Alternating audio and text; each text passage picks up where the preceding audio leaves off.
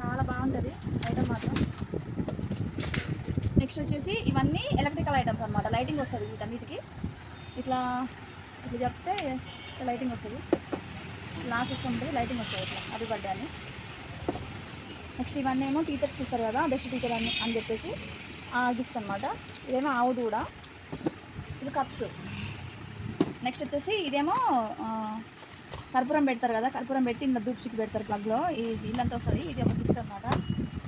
Next వచ్చేసి ఇది మంత్ర, ఇది ప్లగ్లో పెట్టంగానే మనకి శివలింగ మంత్ర టైప్ వస్తుంది అది. ఇది ఈషా, ఈ టైప్లో ఉంటాయి గిఫ్ట్స్. నెక్స్ట్ ఇది ఇట్లా వాచ్ టైప్లో ఉంటుంది.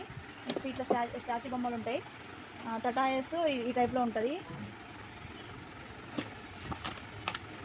ఇట్లా. ఇవన్నీ గిఫ్ట్స్ ఫ్రెండ్స్. ఎవరికైనా కావాలనుకున్న వారు బర్త్డేస్ కానీ, వెడ్డింగ్స్కి కానీ, ఇంకేమైనా అకేషన్స్కి కానీ ఎవరికైనా కావాలనుకున్న వాళ్ళు మన స్టోరీ యూజ్ చేయొచ్చు. ఎవరికైనా నచ్చినవి సేల్ చేసుకోవచ్చు. ఇవన్నీ ఓకేనా ఫ్రెండ్స్?